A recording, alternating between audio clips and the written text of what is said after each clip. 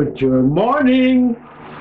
Good morning mga kapwa karaing kayo manggi, kapwa soberano mamayang Pilipino sa Luzon, Visayas, Mindanao at sa buong mundo.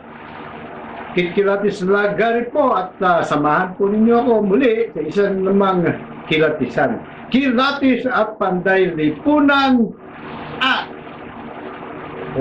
batay sa sentido komon ng pangkaraniwang tao. Sa mga alituntunin, proseso at patakaran, kalakaran, isama mo na rin sa jury justice system, dadaan sa karayom na walang butas ang sinumang gustong maninindikato o kaya ay magmamanipula, gustong manipulahin ang hatol ng hukumang hurado nating mga soberanong Pilipino.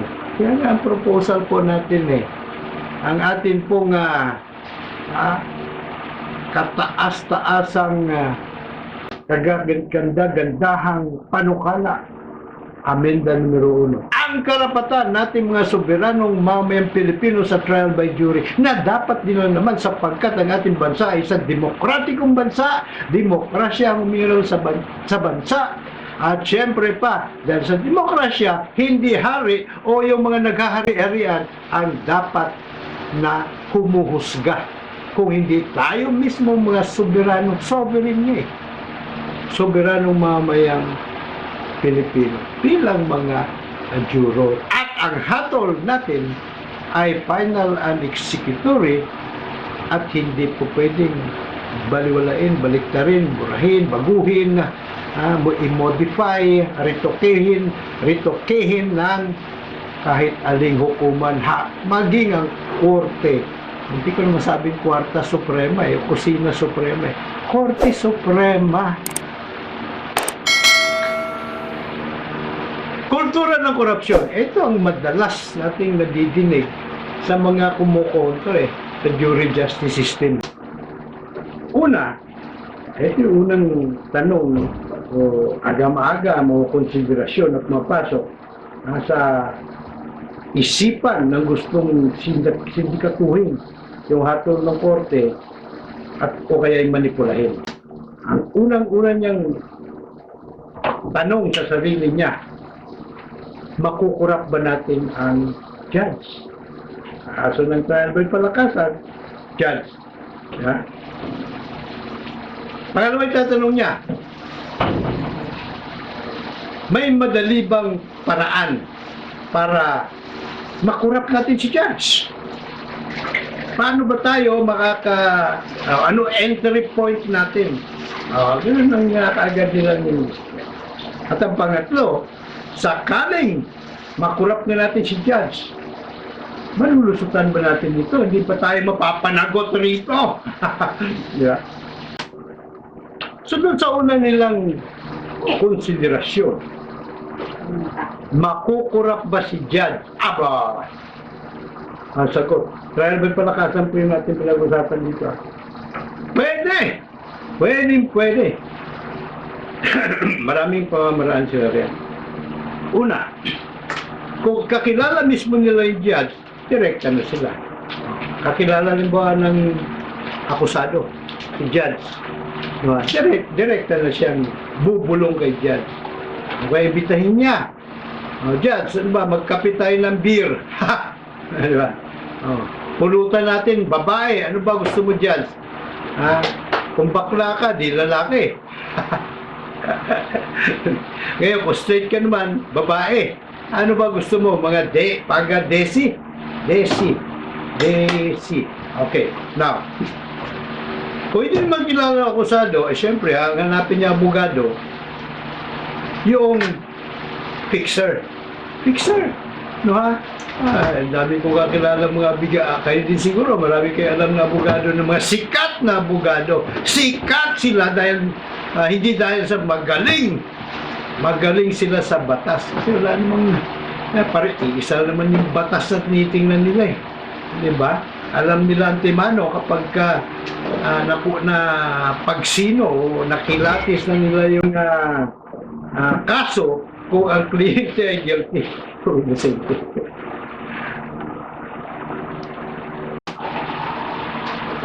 Ang mga sikat na abogado, malinaw yan, ay mga fixer. Hindi, dahil sa magagaling sila, may access kasi sila kung sino yung nakaupo.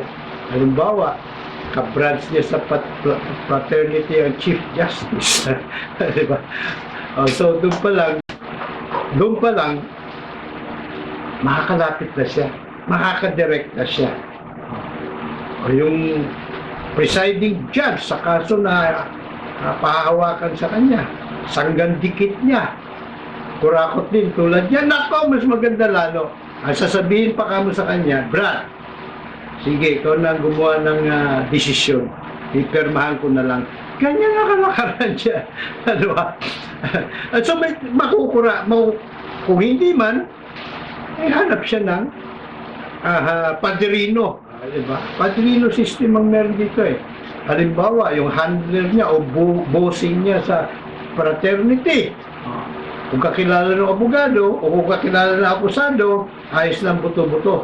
Eh siyempre, pag-uusapan pa rin nila riyan kung magkano. Okay? Hindi masisigurado kung yung kalaban eh malakas din sa judge. Palakasan niya eh. Hindi po ba? Anyway, may pa ibang pamamaraan.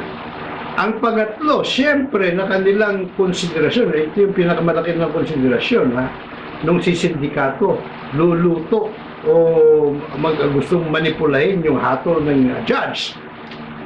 Malulusutan ba natin ito? Baka mamaya sa kulungan tayo pagdadamputin pare-pareho. Yun ang pinakamatindi nilang konsiderasyon. Yan. Pero itong malulusutan ba o hindi, of course, malaking na konsiderasyon ito. Pero pag sa madalas kaysa minsan, palakasan niya, malulusutan. Kaya ang fixer, hindi lang dapat nandun sa pinakataas-taasan may connection o konektado para makarating man sa taas, mapaplansya pa rin o mabababoy pa rin yung hinaing-daing. Kailan malakas na hanggang sa kataas-taasan hukuman. Para makarating man doon ng daing at reklamo, yung mga lehitimong daing o reklamo ng kanyang binaboy sa husgado, baliwala. Panalo pa rin siya. Okay. Pagdating naman sa trial by jury, dito pala umpisa natin sa grand jury na nagdidetermina kung may probable cause ang kaso o wala. Yung mga grand juror, randomly selected, pero kailangan na mag-apply. 18 anyos pa rin pataas, marunong bumasa at sumulat. Ngayon, yung lahat na nag-apply, kasi usually 1 year o 1 year and a half ang termino. Bago sila palitan yung set ng grand jury. Ang 23 katao. Yung mga nag-apply, irarapon yun. Ngayon, ang binibigay lamang sa kanila, ang kanilang application, by the way, tinatago yan doon sa board. Isang tao lang nakakaalam. Para buksan yun, maganda, 2 susi, 3 susi.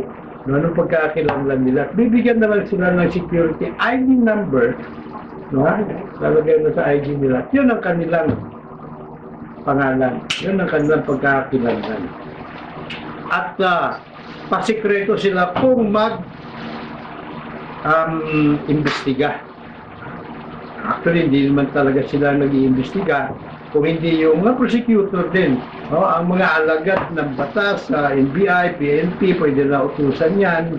And syempre, yung prosecutor, ang prosecutor sa jury justice system, hindi lang nakaupo sa kanyang opisina, sa kanyang lamesa at nagpapalaki ng B. Talagang gumagawa sila ng aktual na mga investigasyon. Diba? Tulad din sa Pilipinas eh. So anyway, ang dahilan, huwag yung kung ano-anong pinag-iisip nyo na pinagkakaitan ng due process ang akusado. Hindi o ganun.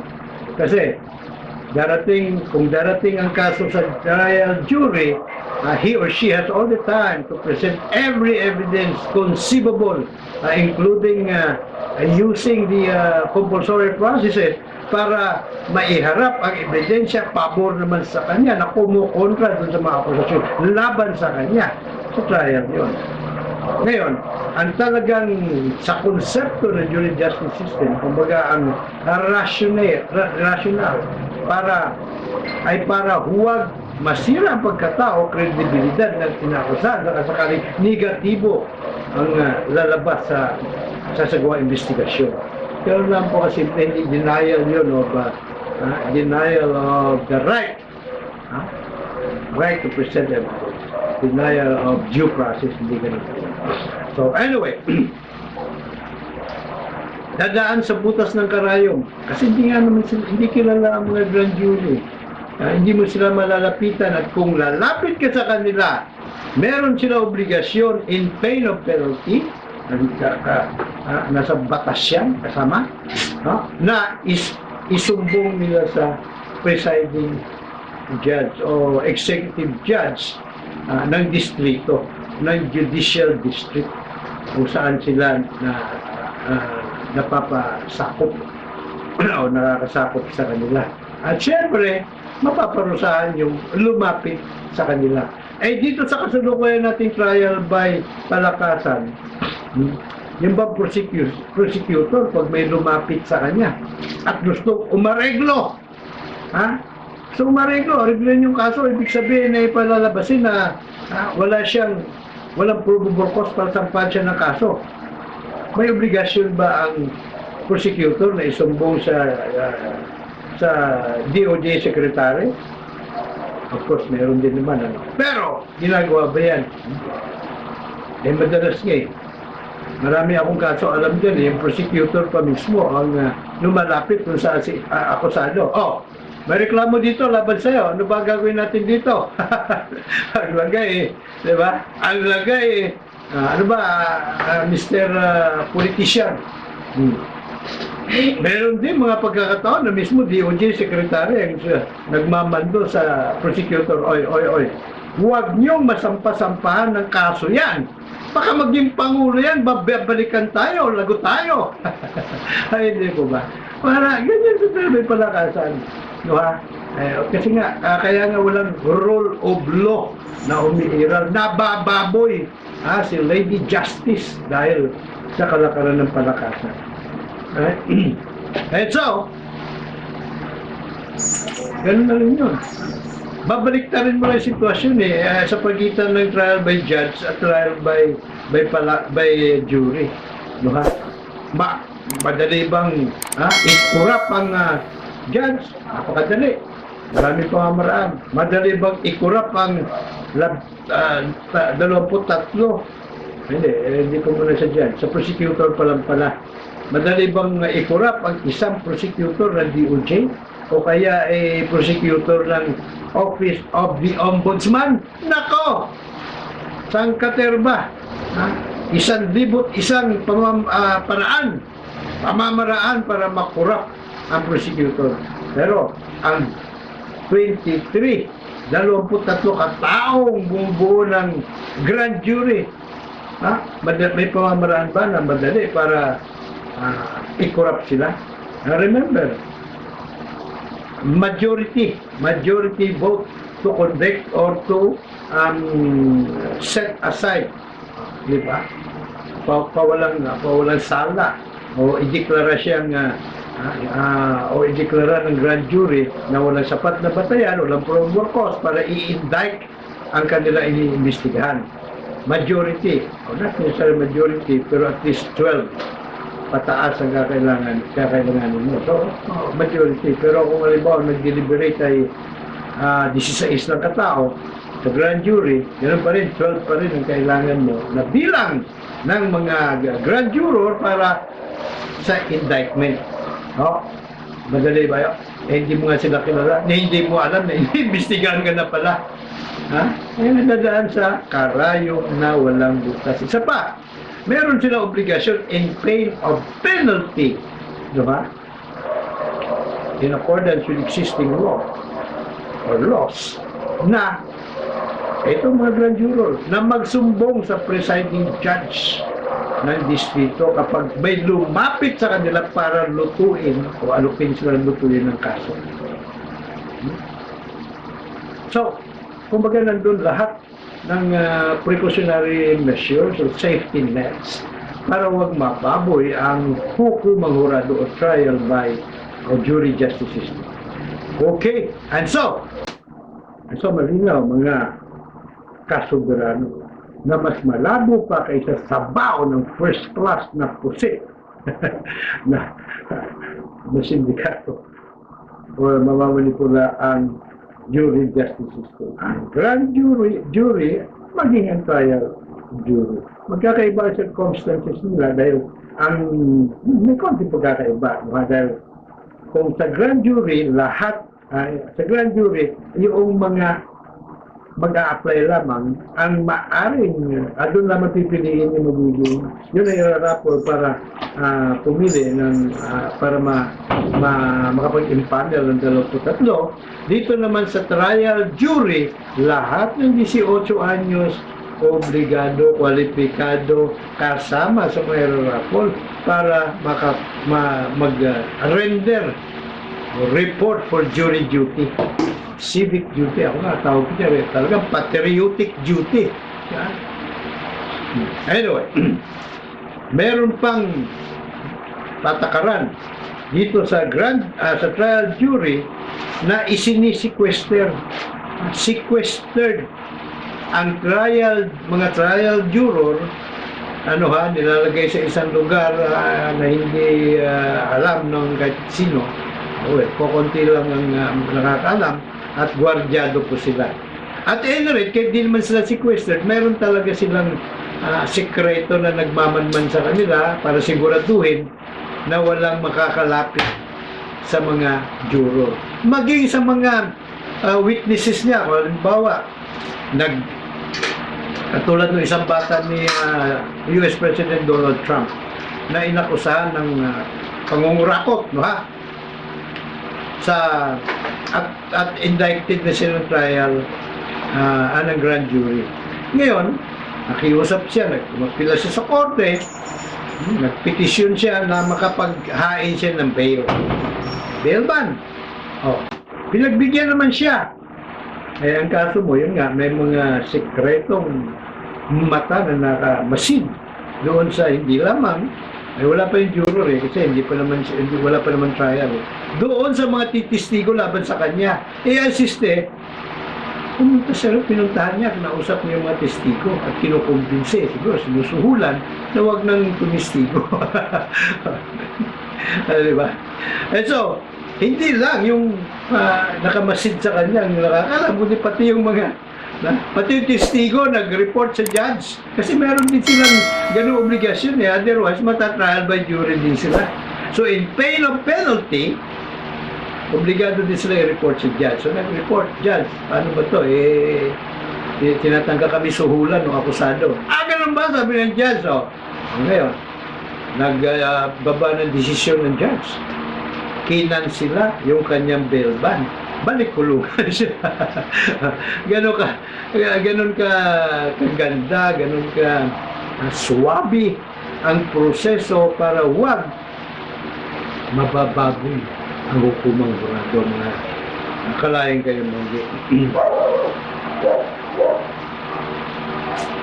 Kaya tingnan nyo sa kabuuan, meron ng 20% sa lahat ng bansa sa buong mundo o may jury justice system. Kahit isa sa mga bansa yun, wala pa akong naulinigan na baboy, na mamanipula, na sisindikato ka ng jury justice system. And so, pag ginaumitan po natin ng sentido común ng pangkaraniwang tao, kung ano ang susi sa pagtuklas, kung ano ang katotohanan, ang konsepto na ito ng jury justice system ay ang pundasyon.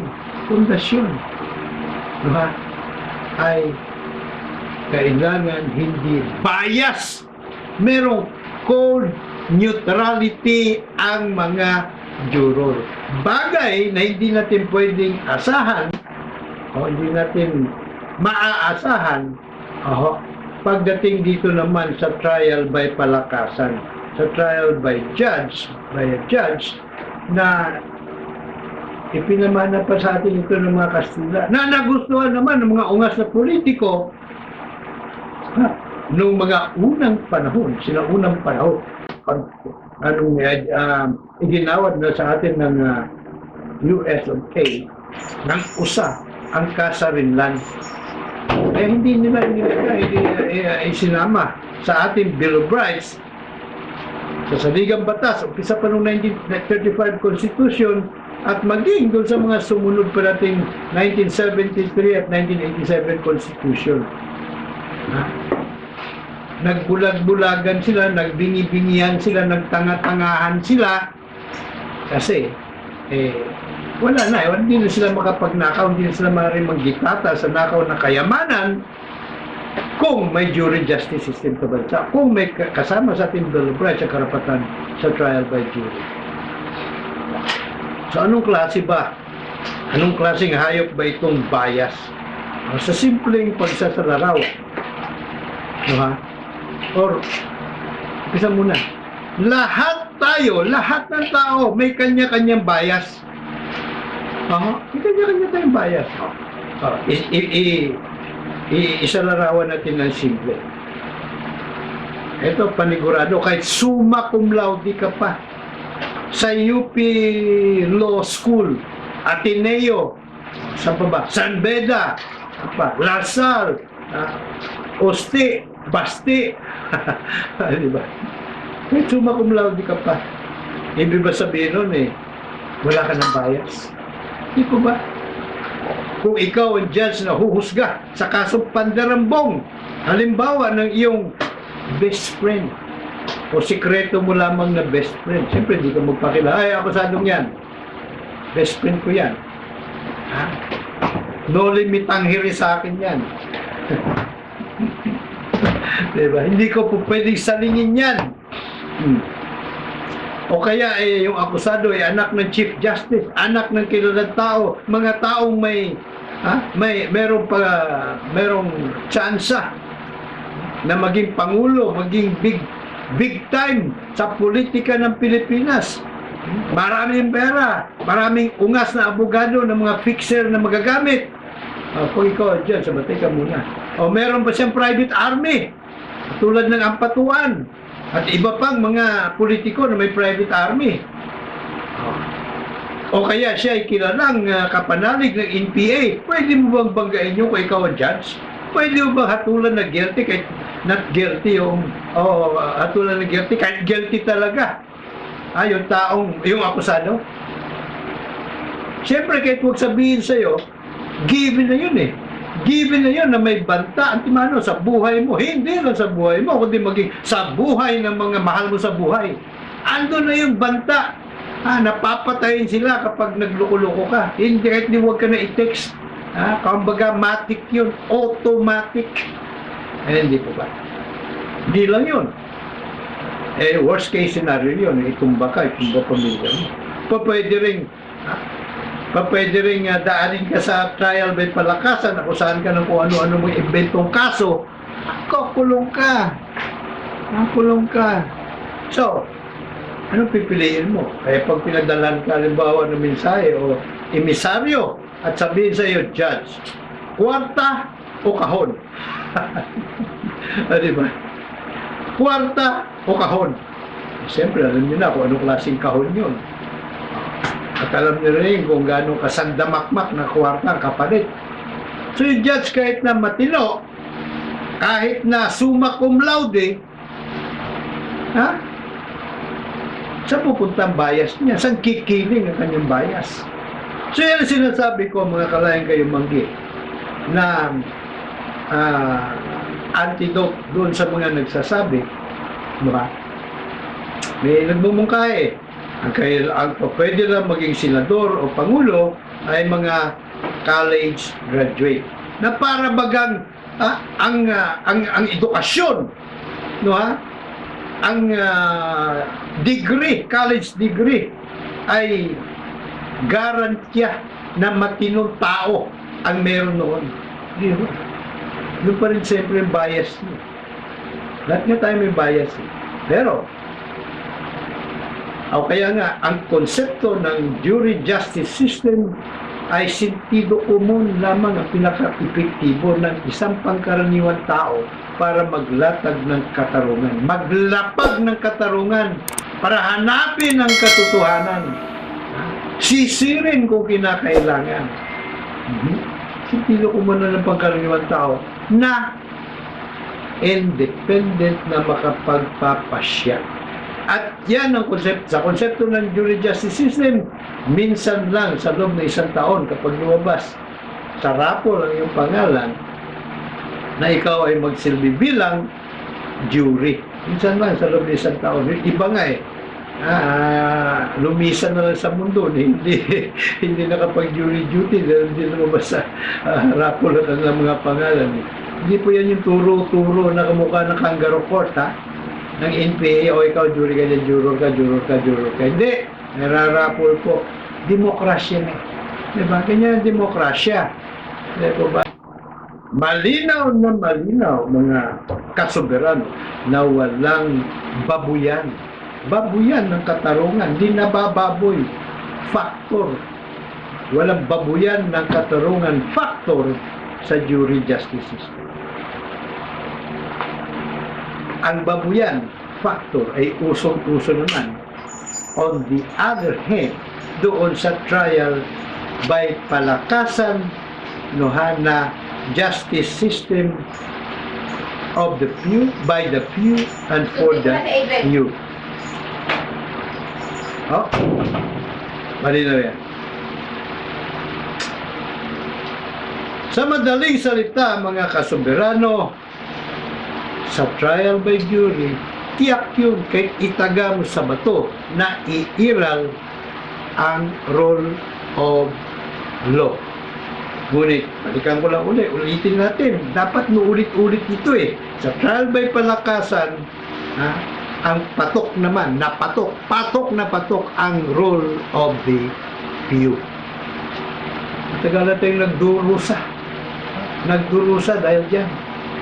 Dahil ang numero uno talaga nating kalaban, ang sakit ng ulo nating mga soberanong mamamayang Pilipino ay ang mga salot na mga kurakot powered by trial by palakasan.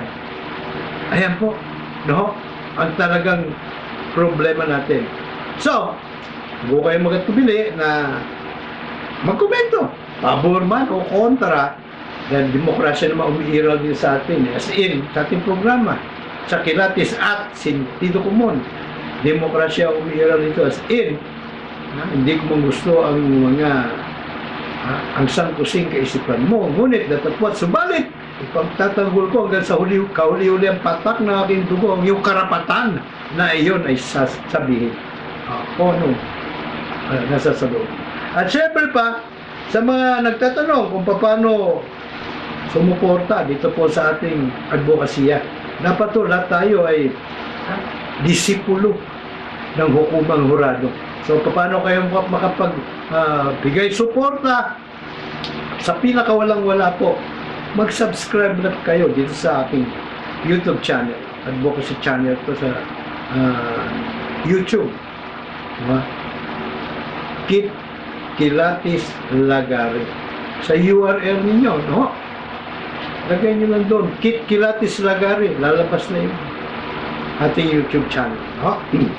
At syempre pa, kung hindi ka labisan, pakishare rin ninyo at i-like. Malaking tulong na po yun sa ating advokasya.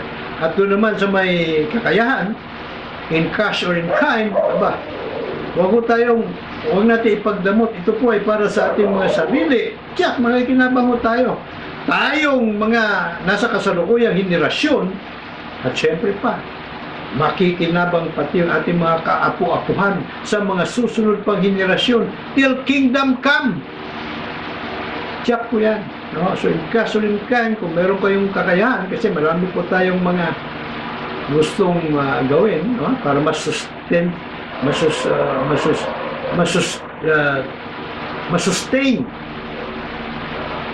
masustentuhan ang ating pong mga advokasya. Balak po natin magsagawa ng mga lecture sa mga campuses, no? Para yung mga kabataan, imbes na sana papunta ang kanilang puwersa sa pagre-rebelde na wala namang kahihinatnan yan dahil ayaw ng higit na nakakaraming Pilipino ang komunismo, no? Dito tayo mag-focus. Mag-focus tayo dito sa Juror Advocacy. Juror Revolusyon ang kailangan ng nasyon. Ito, salbasyon ng nasyon, no? So pagka atin po ito naikasa at na iluklok natin, napuno natin yung buong gobyerno by 2022 ng mga juror advocates, no, ng mga kandidato, sila ang aamenda sa saligang batas, particular Bill of Rights, para idagdag yung ating karapatan sa trial by jury. Tapos na po ang boxing. Pwede na nating punduhan ng gobyerno natin. Ito po mga kooperatiba, mapa-fishing man yan, ang dami po na para sa ikuunlad ng bayan. Hindi katulad ngayon, ang karamihan, asang katutak na pera ng ating inang bayan o likas na kayamanan sa ilan na napapunta. Yung matitira, binubulsa pa. Ayan po So, ngayon pa lang po. Ako po ay nagpapasalamat na sa inyo. Salamat. Alam ko marami kayong dapat pagkakabalaan, pero ako po ay pinagtiyagaan ninyong pakinggan. Hanggang sa muli, Kikilatis Lagari po gusto ko. Juror ka!